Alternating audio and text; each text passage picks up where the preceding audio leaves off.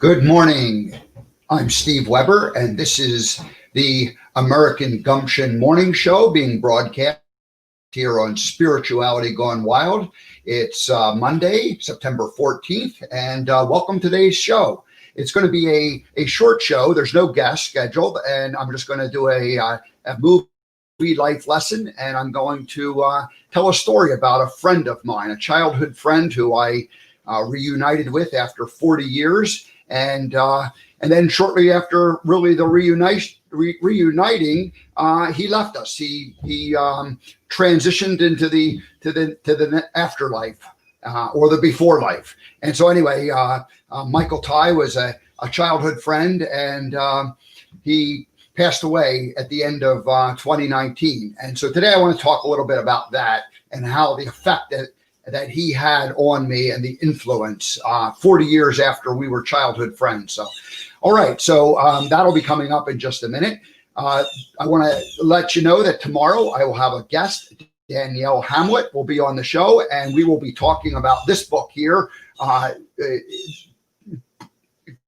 Danielle is a efficiency, a time management expert, and she recommended this book, and I ended up buying it and reading it and embracing it. So we're going to talk about how you can, if we plan our lives and organize our lives around a 12-week cycle rather than around a 1 year cycle, we can get a lot more done. So that's going to be a fun conversation. That'll be tomorrow. And on Wednesday, Natalie Coleman will be joining me, and I met Natalie a few weeks ago. I appeared on her show, and we're going to talk about recovery. She is in recovery for a couple of years now, and so we'll dive into an aspect of that. The conversation that I had with her a couple of weeks ago kind of shed some light on my own sobriety of almost 4 years now. So anyway, that'll be coming up on Wednesday. Alrighty, so I think that's it for most of the opening announcements. Here is just a quick picture of Michael, and this is him from just a couple years ago. So I will be sharing that. All right, now before I do that, though, I want to get into a lesson, a movie life lesson from the movie Forrest Gump, and this is lesson number 76.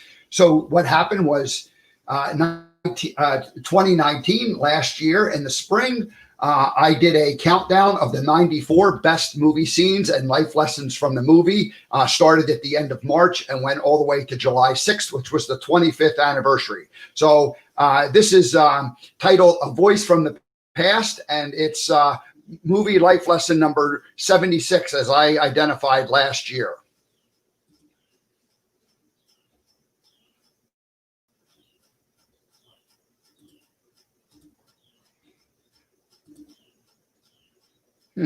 Well, we're trying to make this play. Let's see. Why won't this play?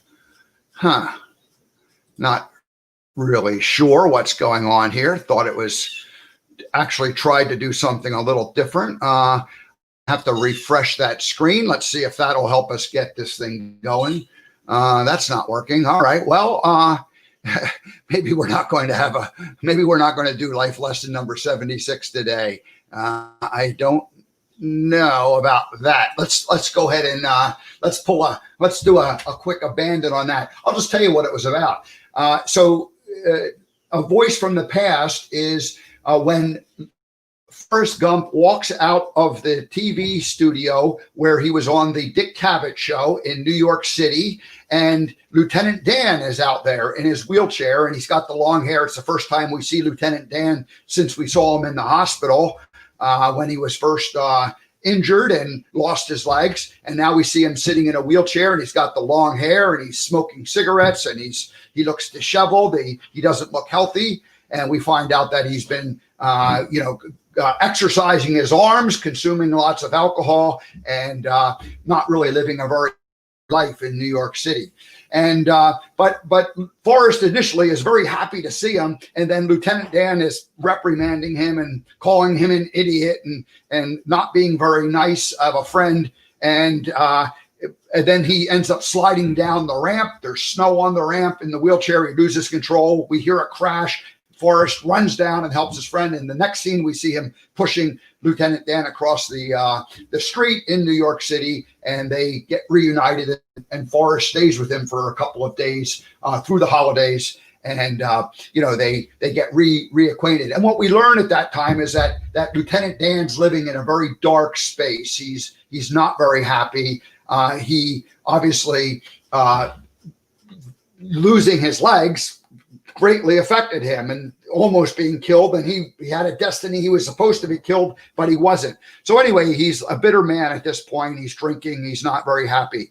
And that's what we see through that whole scene. So what's interesting about that is that, we all know people who go through a dark night of the soul. They end up in a dark place, not happy, not taking good care of themselves, not making good choices. But people go through that, and they have to do that, and that's your choice. And of course, through the movie, we see Lieutenant Dan show up on the dock. He joins Forrest. He still has a lot of anger and bitterness, but little by little he softens, and he rejoins the world of the living, and he ends up with the legs at the end. He marries his fiancee Susan, and so anyway, it's kind of this, it's this typical human story of people who are in a dark place, but then they recover, and so anyway, that scene was just going to show the beginning of that when they get reunited as old friend. All right, now why did I use that scene is because my friend Michael Ty.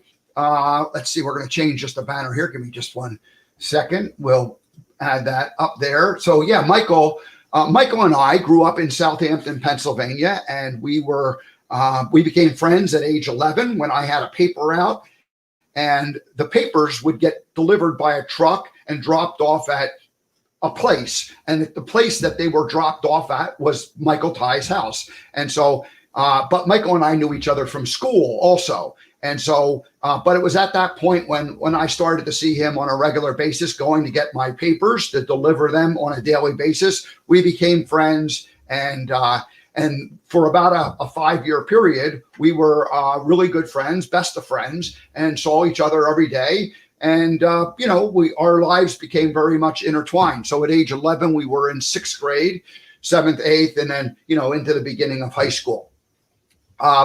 So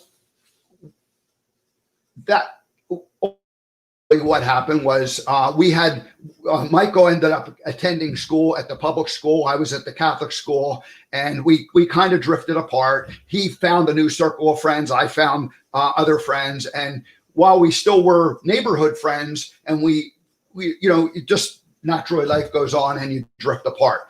Now, why this is important is because there were feelings about that breaking apart that I need to share with you, and they had to do with lifestyle. And we were both experimenting with smoking pot. We were doing things. Initially, we were just kids having fun and pranking around and doing all kinds of great stuff. But it sort of evolves and changes, and you start hanging around with different people and different influences and all that. So anyway, at some point, it just became not a good thing for us to hang out with each other, and so we drifted apart. Even though we still kind of knew each other and kept in touch, there was just that space that naturally happens in different people's lives. Now, fast forward to 2014, and there was a group of us from grade school that had a reunion. And so because of Facebook, you can now track people down, and different people knew different people. And so there was a few friends who made it the priority to contact people and try to invite them to a party. The party happened in the spring of 2014. And at that time, I did find a Facebook page of Michael, and I sent him a friend request, never heard back from him. And there was a picture posted, and it was kind of a fuzzy picture, and you couldn't really see him, and it didn't look like a happy face. And so now I'm thinking back, to my childhood, and the way we kind of drifted apart when we did. making up all kinds. I'm making up all kinds of stories about like, oh, this, what kind of a life has he lived? You don't know, but you're making up and you're imagining that it's not a happy, pleasant life. All right. So then 2 years later, and so now it's in 2016, and suddenly I get a Facebook friend request from Michael. And, this is the picture that he looks like. And then here's a picture of him fishing. And there's this big smile, and he's engaging on Facebook, and he's posting things. And I'm like, man, this is kind of crazy. We connected on Facebook, and like there's a guy who had disappeared, and you didn't know what happened to him. And then suddenly he reappears. And so what's that story? So we don't really, like, little by little, we shared a little bit with each other. Now this is in probably late 2016. And we end up going into 2017, and Mike posts something on Facebook that says my daughter would have been 32 years old today.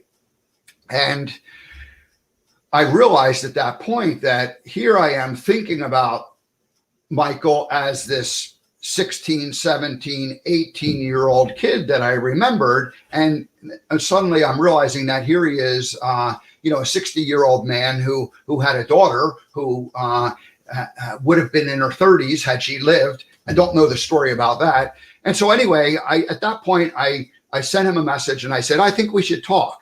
And we hadn't talked before that. We had sent messages with each other with Facebook. And again, Facebook, the good part of Facebook is you can reunite with people.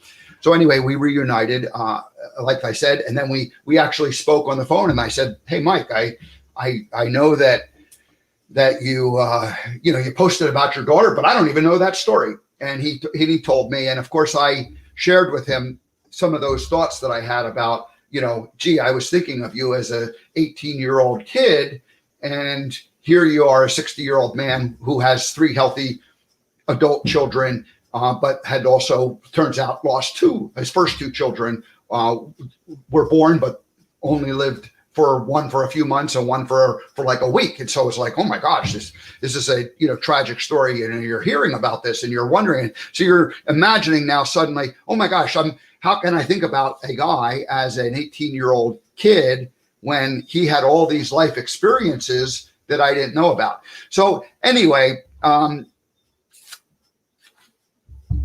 we end up meeting in 2017, and this is Mike and I at a restaurant that we met at, and it was like there was like the laughter, there was the the joy, there was the little phrase.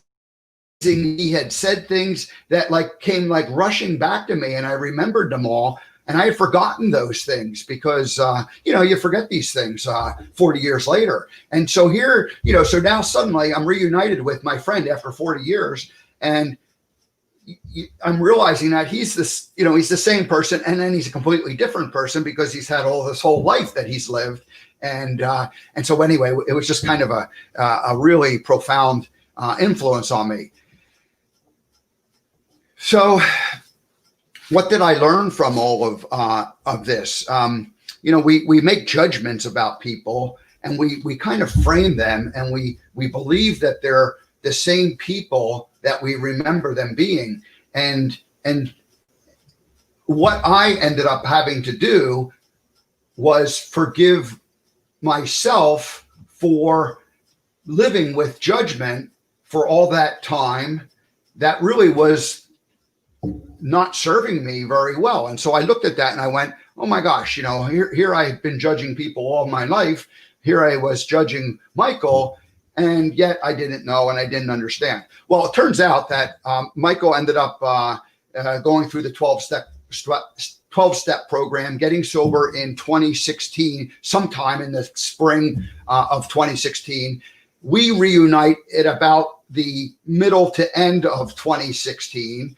And so this is what happened. He ended up re-embracing life. He was in this dark phase. He was like the Lieutenant Dan, angry in the apartment guy for all those years, or not for all those years, where I shouldn't say that, but he was certainly at a point where he wasn't living a happy, joyful life.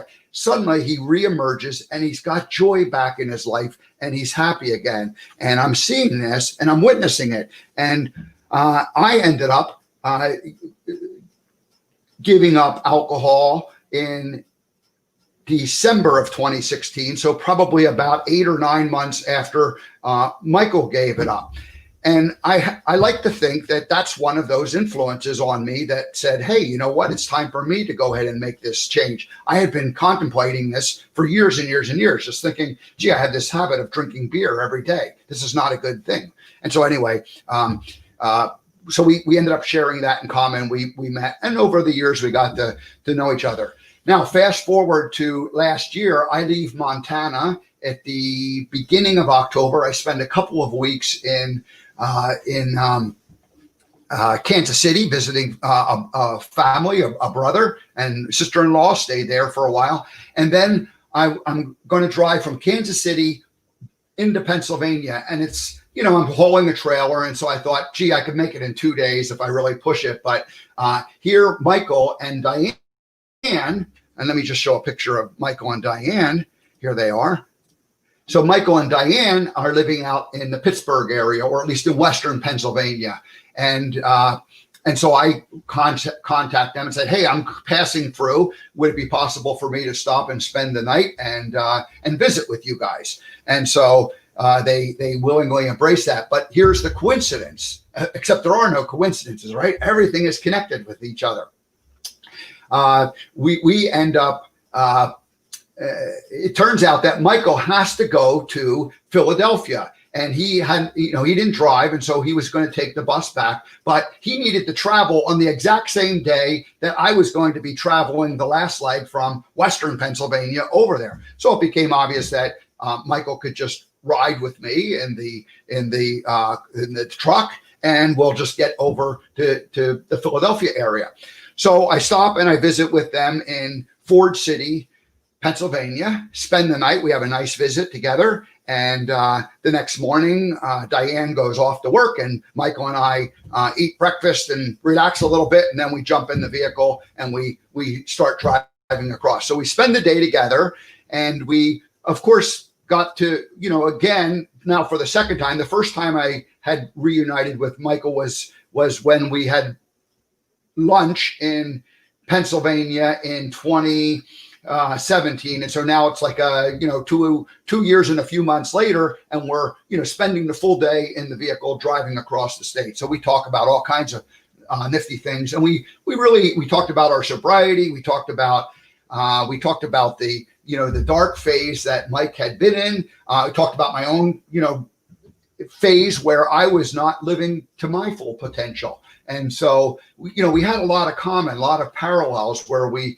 were childhood friends, and we both developed, some habits that weren't great habits. And then we went through our life, and those habits stayed with us, and to what degree, and varying degrees, different, but the same. And what happened was, when Mike was able to become sober again, he got that joy for living again. And of course, he met Diane. Diane and Mike were both classmates of mine from grade school. And so they knew each other, and they had like a little romance way, way, way back then. And then they rekindled that spirit, and they found each other. And so their relationship was only for a couple of years. But they had this joy, and you can see the joy. You look at the picture of them. There's one more picture I want to show of the two of them.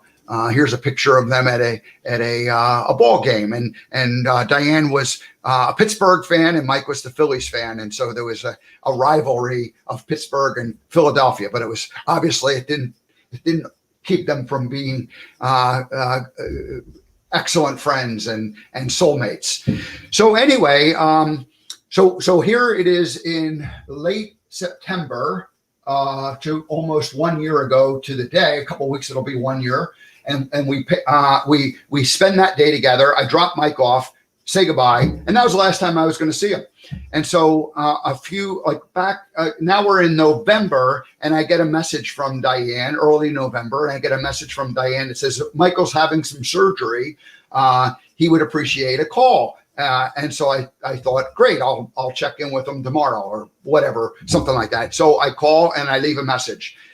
And I don't hear anything back. And then I end up messaging Diane and I say, hey, what, I said, I tried to get a hold of Michael. She goes, there's been some complications and, blah, blah, blah. So now, of course, you're concerned and you don't quite know what's going on. This is happening out in Pittsburgh. And over the next couple of days, it went from bad to worse. And Michael ended up passing away. And that last night, before he ended up passing away, I had this feeling that this is not going to end the way we all wanted it to end. And so a few weeks later, right around Thanksgiving, probably the weekend before, there was a service for Michael, and I ended up meeting his children, and I saw the family, and I saw his brothers and sisters who I hadn't seen again for 40 years, and yet who I all knew. I knew them from being our childhood. So we had this reunited feeling. So what it taught me here's the miracle of it all, is the fact that we both reconnected after 40 years. Well, we both ended up getting sober in the same year. He was a little bit before me. We ended up having to spend a day, a little more than about 6 weeks before he ends up passing away, together, because he had to go from Western Pennsylvania to Eastern Pennsylvania, and I was just passing through, and it just worked out perfect. I only contacted him like a couple days before that to see if it was possible to do it, and then it was like perfect timing. So all these things lined up, and that day we had a chance to discuss all of the things and talk about the silly things that we did when we were kids that we weren't proud of, and to forgive ourselves for it, or at least that's what it gave me. It gave me the opportunity to forgive myself, because hey, you're human. I'm a human being, and you make choices, and some of them weren't great choices. And so to be able to go back and revisit with a childhood friend and clean that up was a gift that Michael gave me. And it was about forgiveness, and I had to forgive myself, and I had to forgive Michael, but really Michael was who I was blaming when it was me, because I wasn't happy with my own behavior, but it was easy to blame someone else. So anyway, this is what I wanted to share with you this morning. I think I'm going to end up doing this whole story in a more organized fashion, and we'll probably do like a full hour version of it with more photographs and maybe some childhood pictures, and potentially get some of other people, maybe Diane, some of his children, to come in and talk about Michael and let this story kind of evolve. But today I wanted to do that. Now, why did I want to do it today? I didn't have a show plan. I didn't have a guest planned. So I needed to do something. And of course, I'm learning to go with the flow and to follow my instinct in terms of when things are supposed to be talked about. And that's what's the beauty of the American Gumption Morning Show, is I get to essentially choose every show by inviting different guests. And when I don't have a guest, I get to choose what I want to pick about. So Friday night, I get an email, and I get this email from Maggie Winner. And I don't know who Maggie is. Now, Maggie ends up going to school with Mike in high school. Michael and Maggie became very good friends. They were platonic friends always, but they were just like soulmates who just connected. Just like a few years earlier, Michael and I had become friends when we both were delivering papers. And so Maggie sends me this letter, and she talks about how her and Michael they were roommates for a while, and they had a bit of a falling out at some point in their life, and for similar reasons that Michael and I drifted apart. They drifted apart, and yet she had this connection with him that had lasted all those years. And she said she ran into him maybe 10 years ago at a Costco parking lot, and they talked, and they said they they get reconnected, but it never happened. And so they like over the years, they had a few different chance meetings with each others and different things, and they knew of each other through circles of friends, and they were somewhat connected. But her letter revealed how she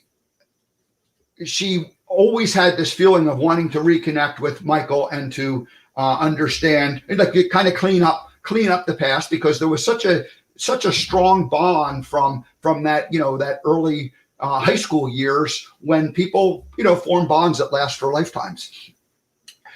So Maggie and I spoke on the phone, and I had a chance to share this story with her. And I also had a chance to help her do maybe a bit of healing, because she didn't have that same gift that Michael gave me, in the fact that we got this, talk to each other and sit with each other and clean up this past that, neither of us necessarily felt good about. We felt good about a whole lot of things, and then we kind of felt not so good about certain things. And then those not so good feelings lingered on for years and years and years. And yet there was all that good stuff that happened before that. So that's, and I'd like to bring Maggie on at some point. So anyway, so this is just kind of a precursor to all that. I want to do a little practice session in terms of like sharing the influence that Michael Ty had on me. First when I was an 11-year-old boy, and then, all through my, early teen years, we were like best friends. And so, and I was grateful that we had a chance to reunite with each other and reconnect. So that's really all I'm going to say about that today. Somewhere down the road, I'll be more organized, and I'll have maybe a show in which I can bring some other people on, and we can have the story and the impact and the influence that this man did. Here's how I'm going to sum it up. He was in a dark place for years, and he cleaned himself up, and he got out of that dark place, and he had joy. And just look at some of these pictures. Here he is sitting with the dogs. He loved his dogs. And of course, there he is with Diane, his love and soulmate at the end. And fishing, he loved fishing. Look at the guy, look how happy he is. And here's a picture of him and Diane. And again, there's that picture of myself and Michael. Here's another fishing picture.